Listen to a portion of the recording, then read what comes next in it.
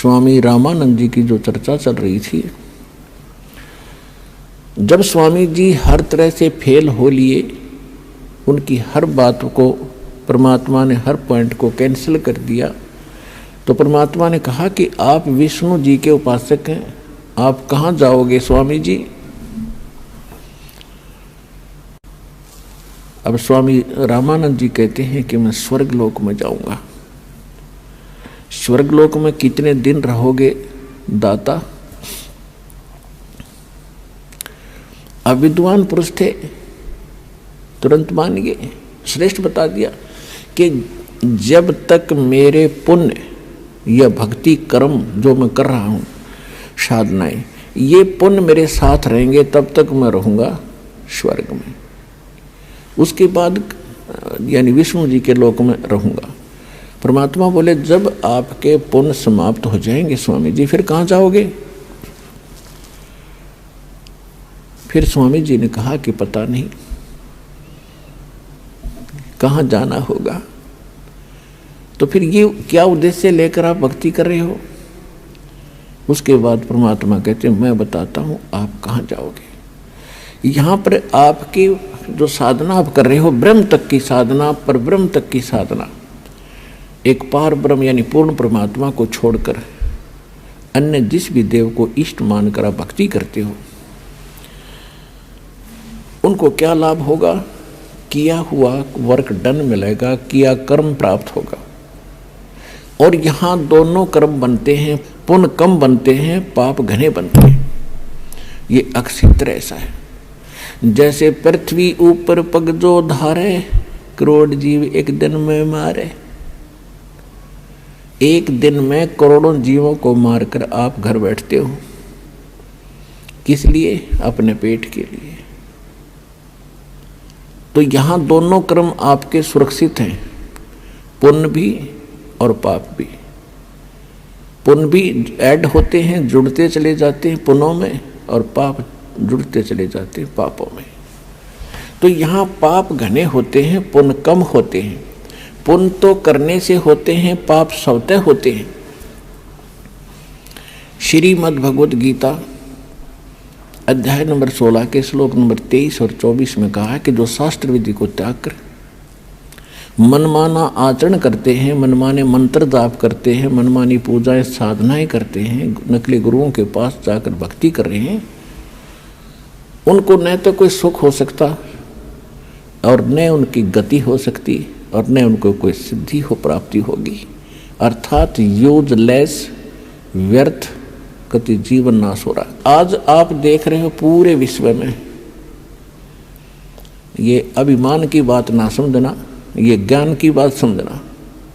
पूरे विश्व में सतलोक आश्रम बरवाला जिला हिसार हरियाणा के अतिरिक्त कहीं शास्त्र अनुकूल साधना नहीं है, सब मनमाना आचरण करें। तो जो साधनाएं वो कर रहे हैं उनसे लाभ तो होना ही नहीं, क्योंकि शास्त्र विरुद्ध है, और पाप डेली हो रहे हैं। सत्तर ब्राह्मण की है हत्या, जो चौका तुम देवो नेता। ब्राह्मण सेंस हत्या जो होई, जल स्नान करत हो सोई। पृथ्वी ऊपर पग जो धारे, करोड़ जीव एक दिन में मारे। तो यहाँ पुण्यात्मा इस विचार करना पड़ेगा आपको। परमात्मा ने शिक्षित इसीलिए बनाया है। शिक्षा हम पढ़ रहे हैं, ग्रहण कर रहे हैं, एक रोजी रोटी का उद्देश्य लेकर हम सभी अपने बच्चों पे, बेटा बेटियों को पढ़ा रहे हैं कि शिक्षा ग्रहण करें और आगे नौकरियां प्राप्त करें, इनकी रोजी रोटी ठीक चले। ये भी दास आपको बता दे, 1 करोड़ स्टूडेंट विद्यार्थी प्रतिवर्ष शिक्षा पूरी करके फील्ड में आ जाते हैं। इन कितनों को नौकरी मिलती है? 1% को। 1 लाख मुश्किल से, और बाकी 10 लाख मान ले, 90 लाख तो फिर भी अपना वैसे ही काम करते हैं जो आम हम बिना शिक्षा ग्रहण किया करते थे। तो ये परमात्मा ने लालच देकर आपको पढ़वा दिया, और इस शिक्षा का केवल काम है कि आप भगवान को पहचान लोगे। अपने सदग्रंथों को, अपने घर में दबे खजाने को तुम खुद खोज लोगे।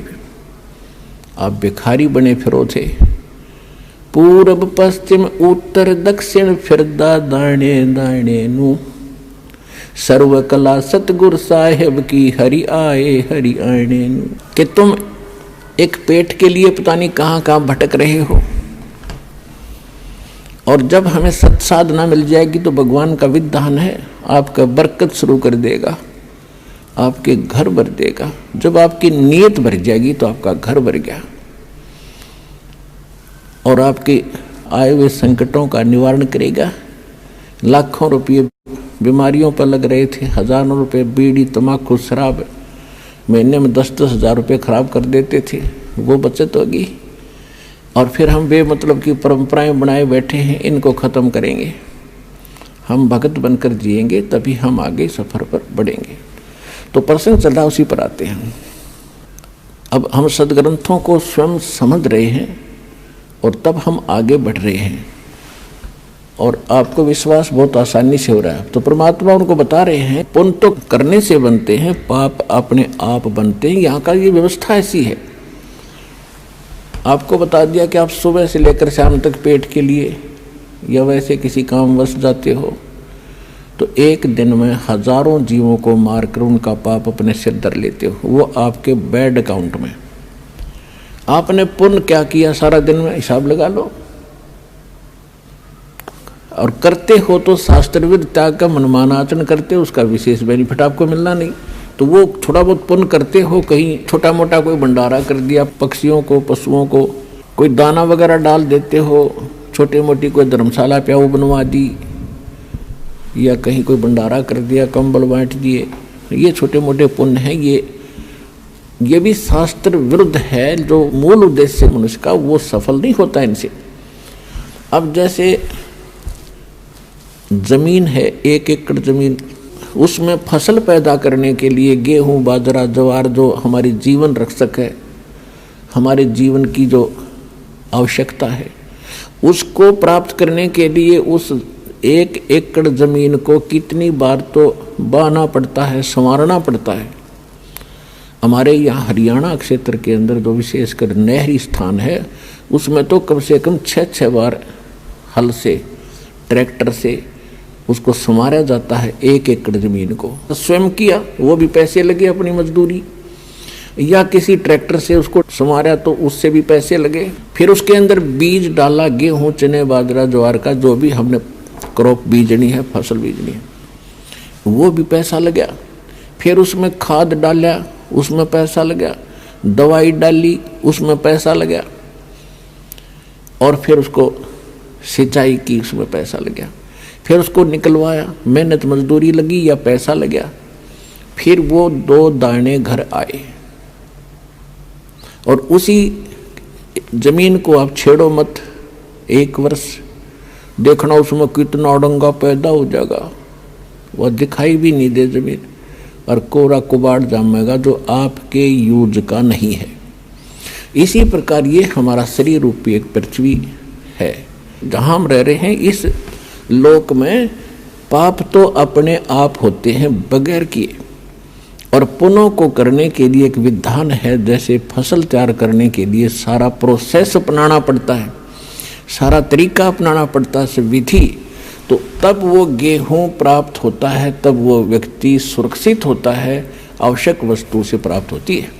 तो कहने का भाव ये है पुण्यात्माओं,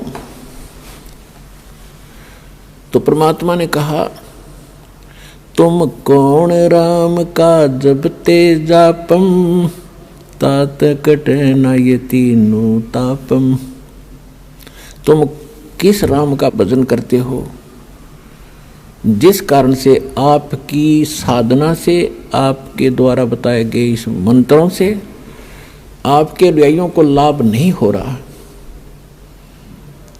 आप उन भगवानों की भक्ति कर रहे हो जो आपकी किस्मत में लिखे हुए उन पापों का वो नाश नहीं कर सकते। और वेद बताते हैं परमात्मा घोर पाप भी नाश कर दे। तो इससे सिद्ध है आपको वो परमात्मा मिला नहीं है जिसकी तरफ वेद संकेत करते हैं। इति सिद्ध।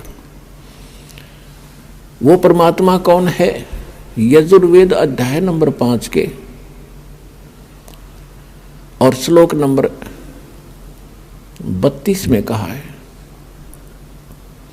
उसी कसी माने वो पूर्ण शांतिदायक है। गीता अध्याय नंबर 18 के श्लोक नंबर 62 में गीता ज्ञानदाता कहता है कि अर्जुन तू सर्वभाव से उस परमेश्वर की शरण में जा, उसकी कृपा से तू परम शांति को और सनातन परम धाम को यानी शाश्वत स्थान को, अविनाशी स्थान को, सत्यलोक को प्राप्त होगा, परम शांति को प्राप्त होगा। अब वेद क्या बताते हैं? यजुर्वेद अध्याय नंबर 5 श्लोक नंबर 32 में कहा है उसी कसी यानी जो पूर्ण शांतिदायक है। कबीरसी वो कबीर है, वो कबीर परमात्मा है। वेदों में उसको कबीर देव कहते हैं, हम उसको कबीर साहब कहते हैं।